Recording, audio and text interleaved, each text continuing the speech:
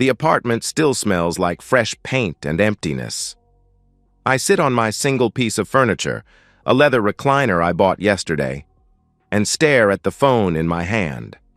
6 months have passed since the call that ended my marriage, but the memory remains sharp as broken glass. I should have seen it coming. Looking back now, the signs were everywhere, scattered like breadcrumbs leading to betrayal.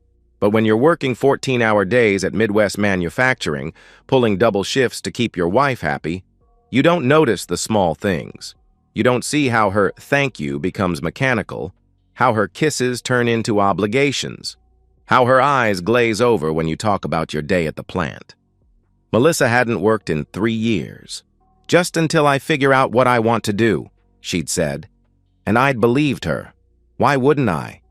I was raised to believe that a man provides, that love means sacrifice, that marriage is about building something together. So I provided. I sacrificed. I built our house in Dayton wasn't much, a 3-bedroom ranch in a decent neighborhood, but it was ours. Or so I thought. Every mortgage payment, every utility bill, every grocery receipt had my name on it. Melissa handled the decorating, filling rooms with furniture we couldn't afford and knickknacks that served no purpose except to impress her Instagram followers. "You're so boring, Evan," she'd say, scrolling through her phone while I ate dinner alone again. "All you talk about is work." What else was there to talk about? Work was my life. Work paid for her yoga classes, her salon appointments, her weekly shopping trips to the mall. Work kept her in designer handbags while I wore the same steel-toed boots for 2 years. The warning signs intensified in the months before Vegas. She'd discovered some musician, Ryan Caldwell, a B-list R&B singer with more abs than talent. His posters appeared in our bedroom. His music played constantly. She'd spend hours watching his concert videos, commenting on his social media posts, acting like a teenager with a crush. "It's just fun," she'd insisted when I mentioned it felt excessive. "You don't understand because you have no imagination." Maybe she was right. I couldn't imagine that celebrity worship could destroy a 12-year marriage. When she announced the Vegas trip, my gut twisted. "Just a girls' weekend," she said, kissing my cheek with lips that tasted like lies. "Sarah's bachelorette party. You know I have to go." Sarah had been married for 2 years, but I didn't argue. Arguments led to days of silent treatment, and I had a major project deadline at work. I needed peace more than truth. She left Thursday morning, practically vibrating with excitement. Her suitcase contained clothes I'd never seen before, dresses that cost more than my work boots, heels that could pay a utility bill. She'd been planning this for months, I realized later, every detail choreographed. The call came Saturday night. I was in bed, exhausted from overtime, when my phone rang at 11:47 p.m. Melissa's ringtone, our wedding song, how's that for irony, pulled me from near sleep. Her voice was drunk, loud, background music pounding. "Baby, you'll never guess what happened." I sat up, instantly alert. "What's wrong? Are you okay?" "I'm amazing. I'm at Lux Lounge, and you'll never believe who's here. Ryan Caldwell. The actual Ryan Caldwell. He bought our table bottles, and he's been flirting with me all night." My stomach dropped. "That's great, Mel. Maybe you should head back to the hotel." "Hotel?" She laughed, high and cruel. "Why would I do that? He invited me to his suite. His private suite at the Cosmopolitan." The words hung between us, miles of distance and years of marriage compressing into this single moment. "Melissa, you're drunk. You're not thinking clearly." "I'm thinking perfectly clearly." Her voice hardened, the way it did when I disappointed her. "I'm going to sleep with him, Evan. This is a once-in-a-lifetime opportunity." I couldn't speak, couldn't breathe. "Hello? Are you there?" She sounded annoyed now. "Look, don't make this weird. You'll get over it.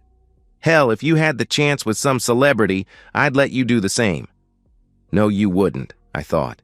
"You'd destroy me for even looking at another woman." "It's just intimacy," she continued, music getting louder. "It doesn't mean anything. We've been married 12 years. That matters more than one night, right?" I found my voice, surprised by how calm it sounded. "You're really going to do this?" "He's waiting for me right now. His bodyguard is literally holding the car door open." She giggled. "God, this is so exciting. You understand, right? Tell me you understand." I understood perfectly. 12 years, thousands of overtime hours, every sacrifice I'd made, none of it mattered. I was a paycheck, a stability provider, a boring background character in the movie of her life. "Have fun, Melissa." "Really? You're not mad?" she asked. "Have fun," I repeated and hung up. She called back immediately. I didn't answer. She called 6 more times, left 3 voicemails I deleted without listening. Then the texts started, alternating between justification and accusation, as if I was the unreasonable one. I sat in our bedroom, surrounded by Ryan Caldwell posters, and felt something fundamental shift inside me. The hurt was there, sharp and deep, but underneath it, something else emerged. Clarity. Purpose. I walked to the kitchen, made coffee, and opened my laptop. 4 days. She'd be gone 4 days. That was plenty of time. That was the moment I stopped being her husband and started being her reckoning. Sunday morning arrived with surprising clarity. No tears, no rage, just a cold efficiency I didn't know I possessed. Melissa had made her choice in Vegas. Now, I would make mine. First call, Jim Crawford, a lawyer who'd handled my co-worker's divorce. Sunday morning wasn't normal business hours, but guys who work factory shifts know other guys who work odd hours. Jim answered on the 3rd ring. "Evan? What's wrong?" he asked. "I need to know my options." "Fast," I replied. We met at a Denny's an hour later. Jim looked over our financial documents while eating scrambled eggs, occasionally whistling low. "Everything's in your name," he said. "The house, the car, all bank accounts. You've been the sole income for 3 years?" "Yes," I replied. "And she admitted to adultery?" "You have proof?" he asked. I showed him the text messages she'd sent after the call, trying to justify her decision. One literally said, "I'm doing this whether you approve or not." Jim smiled grimly. "Ohio's a no-fault state, but adultery still matters for asset division. Since you've been the sole provider and everything's in your name, you have significant leverage." "The house, you bought it before marriage?" 2 years before, I replied. "Even better. It's separate property, just appreciated during marriage. You could sell it tomorrow if you wanted." "Actually," I said, "that's exactly what I plan to do." The next 3 days blurred together in a symphony of efficiency. Mike Harrison, a cash buyer who specialized in quick closings, had been leaving flyers in our mailbox for months. Melissa always threw them away. I called him Sunday afternoon. "I need to close by Wednesday," I told him. "That's impossible. Cash deal, below market, value. No inspection contingency," I replied. "How much below market?" he asked. "We settled on $15,000 below appraisal. I'd lose money, but I'd gain something worth more. Freedom." Mike had the paperwork drawn up within hours. Monday morning, I called in sick to work, first time in 3 years. Instead, I went to the bank. The joint account held $32,000, my overtime bleeding into savings while Melissa bought designer handbags. The teller didn't blink when I withdrew it all. My name was primary. I didn't need permission. The credit cards were next. All in my name, Melissa listed as an authorized user. I removed her authorization, then called to report the cards stolen. New ones would arrive at my office later this week. The movers came Monday afternoon. "Just the essentials," I told them. But as we walked through the house, I realized almost everything was essential, because I'd paid for it. The TV, the furniture, the kitchen appliances. Melissa had contributed throw pillows and wall art from Home Goods. I left those Tuesday was for logistics. I'd already accepted a position with Titan Manufacturing in Columbus, a job I'd been pursuing quietly for 6 months. Better pay, better benefits, better hours. I'd hesitated because Melissa didn't want to leave Dayton, didn't want to leave her yoga studio and her book club and her mother who lived 20 minutes away. Those weren't my problems anymore. I signed. The lease on a Columbus apartment site unseen, just photos and a video walkthrough. It was clean, modern, and most importantly, mine. Throughout it all, Melissa's texts kept coming. Photos from Vegas, her with other girls, strategically cropped. Captions like, "Living my best life and what happens in Vegas." Each one felt like another nail in the coffin of our marriage. Her Instagram told a more complete story. There she was at Lux Lounge, tagged in photos with her friends. There was a glimpse of Ryan Caldwell in the background of one shot, confirmation that her story was at least partially true. Her latest post from Tuesday morning showed her by the pool. Last day in paradise. Not ready to go back to reality. Reality, I thought, packing the last box, is going to be very different than you expect.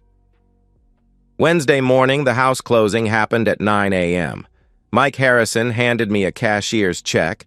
We signed papers, and 12 years of memories became someone else's property. I drove through the neighborhood one last time, past the park where we'd talked about having kids, past the coffee shop where we'd had our first fight, past the life I'd built for someone who treated it like a consolation prize. By noon, everything I owned was in a U-Haul headed to Columbus. By 2 p.m., I was following in my truck, the one thing besides the house that had been mine before marriage. My phone sat silent in the cup holder. I'd blocked Melissa's number after, sending one final text. "Your flight lands at 8 p.m. There's an envelope on the door. The house is sold. Don't contact me." Then I drove away from Dayton, watching it shrink in my rearview mirror. I thought I'd feel something: sadness, anger, regret. Instead, I felt what I imagine skydivers feel stepping out of a plane, terrified and exhilarated and completely, utterly alive. The envelope I'd left contained divorce papers, a cashier's check for $5,000, enough for a security deposit and first month's rent somewhere, and a printed screenshot of her text admitting to adultery. Nothing else. No long letter explaining my feelings, no dramatic declaration of war. Just the facts, just the consequences. My phone had been off for 2 hours, but I knew the storm was coming. Let it. I'd weathered 12 years of her moods, her demands, her casual cruelty disguised as honesty. I could weather this too. The Columbus skyline appeared as the sun set, painting the buildings gold. Somewhere behind me, Melissa was probably in an Uber, excited to tell me about her weekend, planning to test my reaction to see how much she could get away with. She'd walk up to our door, see the envelope, and her world would shift the way mine had 4 nights ago. I pulled into my new apartment complex at 7:45 p.m., 15 minutes before her plane would land. The movers had already unloaded everything, stacking boxes in neat rows in my empty living room. I stood in the doorway, looking at my possessions without her influence, and smiled. 4 days. That's all it took to dismantle 12 years. But then again, she'd destroyed it all in one phone. Call. I was just cleaning up the debris. The calls started at 8:23 p.m. I sat in my new apartment, eating Chinese takeout from a place down the street, watching my silenced phone light up with Melissa's face, a photo from our last anniversary, her smiling like she loved me. 17. Calls in the first hour. Then the texts began flooding in. "What the hell, Evan? Where is everything? This isn't funny. You can't do this. Answer your phone." I finished my lo mein, turned on the TV, and started unpacking books. The phone continued its silent light show on the coffee table, a one-woman fireworks display of rage. By 10 p.m., the tone shifted. "Please call me back. We need to talk about this. You're overreacting. It didn't mean anything. I was drunk. It was a mistake." By midnight, she'd moved to threats. "I'm calling a lawyer. You can't sell my house. I'll take everything. You'll be sorry. I finally turned the phone off and went to bed in my new bedroom with its bare walls and single piece of furniture, a mattress on the floor. It was the best sleep I'd had in years. Thursday morning brought reality. I'd taken a personal day to get settled, but I couldn't avoid the digital storm forever. I turned on my phone to find 47 missed calls, 186 text messages, and 23 voicemails. I deleted them all without reading or listening, then called Jim Crawford. "She's already called 3 lawyers," he said, sounding amused. "They all told her the same thing. She has no case. The house was yours, the money was yours, you left her $5 grand. That's more than required." What about spousal support? For a woman who voluntarily didn't work for 3 years while capable, who committed adultery. She can try, but no judge in Ohio will give her anything significant. Maybe a few months to get on her feet. Maximum. The next call was from her mother. "Helen, I actually answered that one." "Evan, sweetheart, what happened?" "Melissa is hysterical. Ask your daughter what happened in Vegas, Helen," I replied. Silence. Then, "She said there was a misunderstanding. She called me to announce she was going to sleep with another man. That's not a misunderstanding. But to sell the house." "To leave her with nothing?" she asked. "I left her $5,000 and her personal belongings. That's $5,000 more than she contributed to our marriage in the last 3 years. That's cruel, Evan. You know she's been trying to find herself." She stammered. She found herself in Ryan Caldwell's hotel room. I found myself, too, in Columbus, starting over. I hung up. Helen called back 6 times. I blocked her number. The social media explosion began Thursday afternoon. Melissa posted a carefully crafted narrative on Facebook. "After 12 years of marriage, I come home from a weekend trip to find my house sold and my husband gone. No warning, no discussion. This is what emotional abuse looks like." The comments poured in. Her book club friends and yoga acquaintances offering support and outrage. But then something interesting happened. People who knew us both started pushing back. Tom from work commented, "Maybe tell them why he left Melissa." Sarah, whose fake bachelorette party had been the cover story, wrote, "There was no bachelorette party. Stop lying." My brother Mike went nuclear. "You called him to brag about cheating. He has the texts. Delete this before he sues you for libel." By Friday, her post was gone, but the damage to her reputation was done. Our mutual friends were choosing sides, and surprisingly, most chose mine. Turns out I wasn't the only one who'd noticed how she treated me. They'd just been too polite to say anything. Friday afternoon, I started my new job at Titan Manufacturing. The hiring manager, Dave, shook my hand and said, "We've been trying to steal you from Midwest for 2 years. Whatever finally convinced you to leave, I'm glad it happened." The work was similar, but the environment was completely different. People actually went home on time here. They talked about hobbies, families, lives outside the plant. When someone asked if I was married, I simply said, "Divorced," and nobody pressed for details. That evening, I got a call from an unknown number. Against my better judgment, I answered. "Is this Evan?" A male voice, uncertain. "Who's asking?" I asked. "This is Ryan Caldwell." I almost laughed. "The singer?" "Yeah, look, man. Your wife, ex-wife, she's been blowing up my social media, sending hundreds of messages, telling people we're together, showing up at my hotel." "Not my problem," I replied. I know. I just wanted you to know that nothing happened." I paused. "What?" "That night.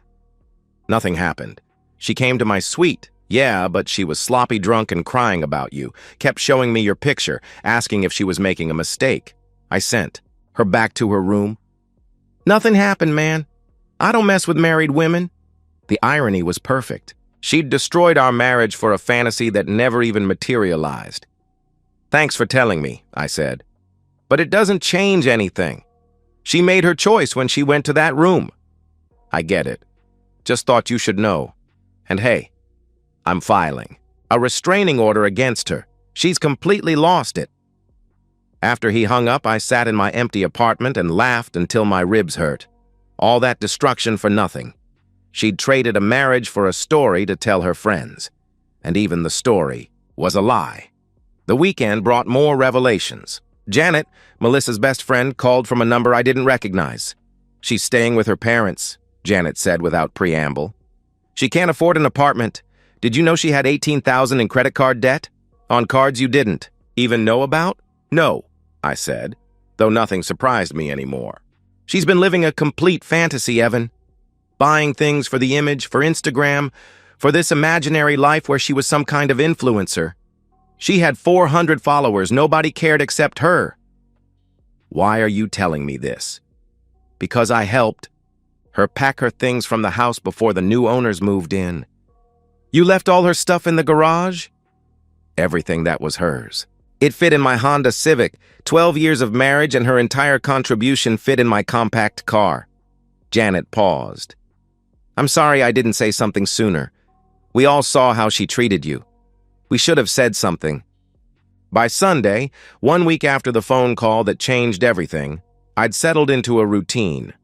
Wake up without dread. Go to work where I was valued. Come home to peace. Cook dinner for one, a meal I actually wanted to eat. Watch what I wanted. On TV. Go to bed without arguing. My phone had been quiet for 2 days. The storm was passing. Melissa was someone else's problem now. Her parents, the credit card companies, her own. I'd removed myself from the equation so thoroughly that she had no leverage, no angle, no way back in. Sunday evening, I got one last text from a number I didn't recognize. The KFC on Main Street is hiring. I start Monday. I hope you're happy. I deleted it without responding. Whether she was at KFC or in a mansion, whether she was thriving or struggling, it no longer affected my life. I'd paid 12 years of dues to learn a simple lesson. When someone shows you who they are, believe them the first time. Tomorrow would be Monday. I'd go to my new job, earn my good salary, build my new life. Every day would be a little easier, a little better, a little further from the man who'd accepted so little for so long. The reckoning wasn't about revenge, I realized. It was about truth. The truth that I deserved better. The truth that walking away wasn't giving up. It was giving myself a chance. And the truth that the best response to betrayal isn't anger or retaliation. It's indifference. Complete, perfect, liberating indifference. 6 months later, I stand in my apartment brewing coffee in the machine I bought because I wanted it. The morning sun streams through windows I chose, illuminating furniture I selected in a space that reflects only my decisions. At Titan Manufacturing, I've been promoted to Senior Technical Specialist. Dave called me into his office last month. You've revolutionized our efficiency protocols. Corporate wants to implement your system company-wide. The raise was 40%. In 6 months, I've gone from drowning financially while supporting 2 people to thriving while supporting 1. My savings account has recovered and grown. I'm on track to buy a new place next year, something modern, with a garage for the motorcycle I'm considering. Evan! Carlos waves me over at lunch. Poker night Friday. You in? Absolutely. These friendships formed naturally, without the constant excuse-making. Sorry, Melissa doesn't like me out late. Now I just say yes or no based on what I want. Last week I bought a leather jacket. $300 for something impractical that I loved. The old Evan would have calculated overtime hours, worried about Melissa's reaction. The new Evan just bought it.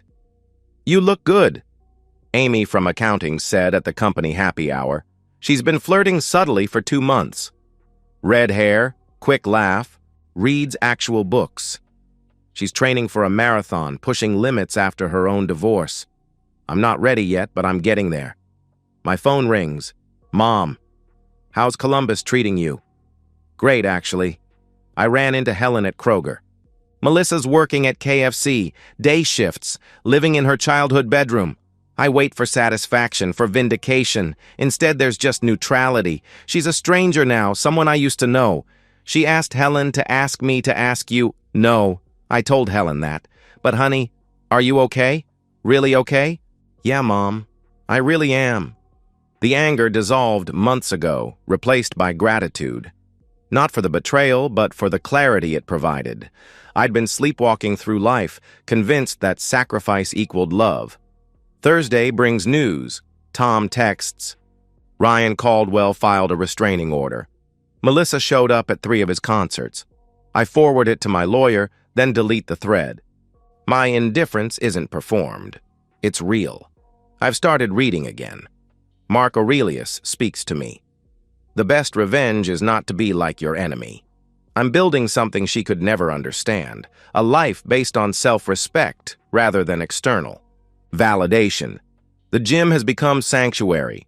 5 a.m. workouts, nobody there but serious people doing serious work. I've dropped 20 pounds, added muscle. The mirror shows someone I recognize again. You're different, my brother Mike says over beer. It's like you're actually present now. I was underwater for so long I forgot what breathing felt like. She did a number on you. No, I did a number on myself. She just held up the mirror. This is the hardest truth. Melissa treated me exactly as badly as I allowed. Every boundary I failed to set, every time I chose peace over self-respect, I taught her I'd accept less. Friday afternoon, a text from Janet. She talks about you constantly. Says she made the biggest mistake of her life. Parents threatening to kick her out if she doesn't get therapy. Thought you should know she's suffering. I type several responses, delete them all, settle on. I hope she gets help. Because I do. Not from residual love, but because everyone deserves the chance to grow. Her journey isn't my concern anymore. Saturday, I drive to Dayton for a cousin's wedding. At the reception, I see Sarah, whose fictional bachelorette party started everything. Evan. You look amazing. Thanks, she's not here. Nobody invites her anywhere anymore. She burned every bridge. I wasn't wondering. I'm sorry I was part of the lie. Water under the bridge. The couple exchanges vows about partnership, building together. I listen without cynicism. Love exists. I just confused it with codependency. Real partnership means both people contribute. Sunday morning, I wake at 6 a.m. body trained to its new rhythm. Coffee, gym, meal prep, laundry. Simple tasks that feel like meditation. I'm considering finishing my engineering degree. Titan will pay for it. The future has possibilities now, not just obligations. The apartment is peaceful. Every item has its place because I decided where it belongs. There's a guitar in the corner I'm learning to play. Hobbies were wastes of money before. Now they're investments in joy.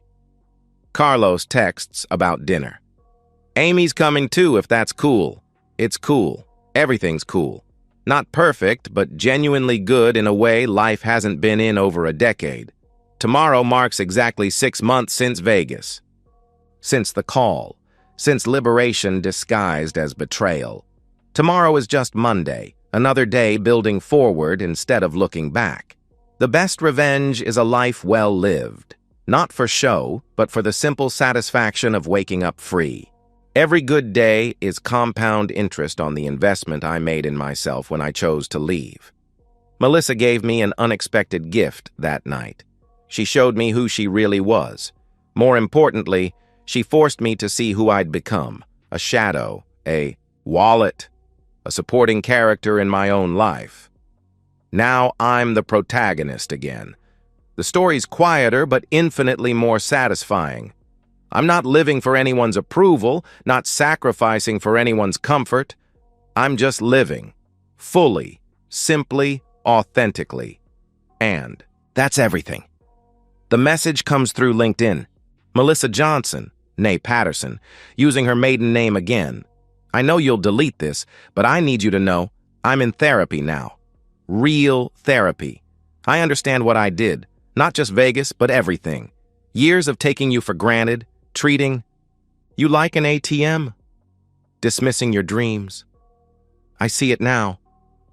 I'm not asking for forgiveness or anything from you. I just wanted you to know I understand why you left that way. It was the only way.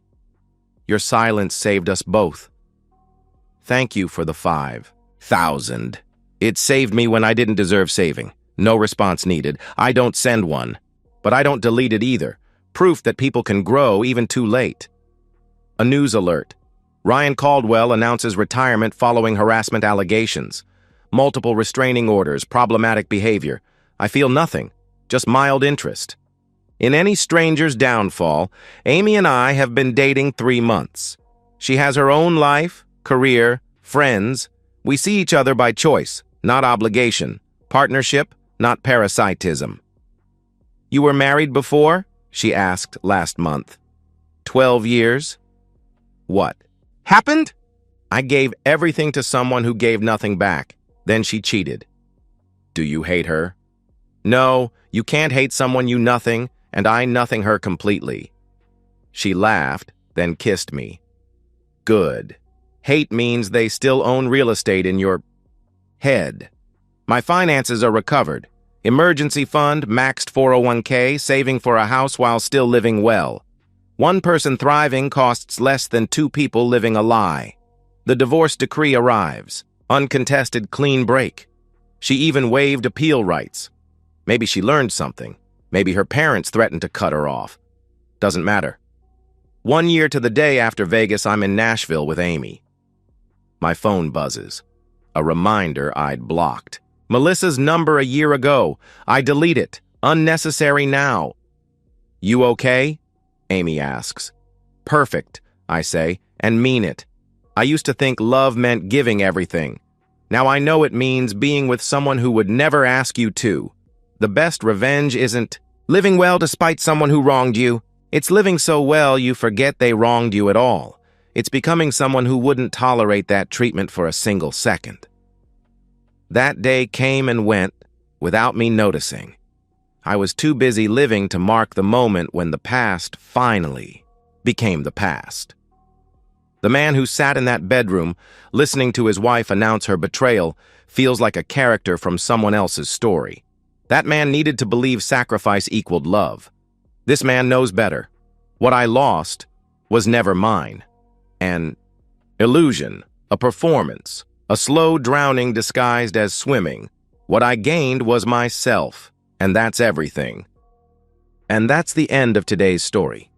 If you enjoyed it, please give this video a thumbs up and drop a comment below. Your support helps the algorithm push my content further. If you're new to the channel, don't forget to hit that subscribe button.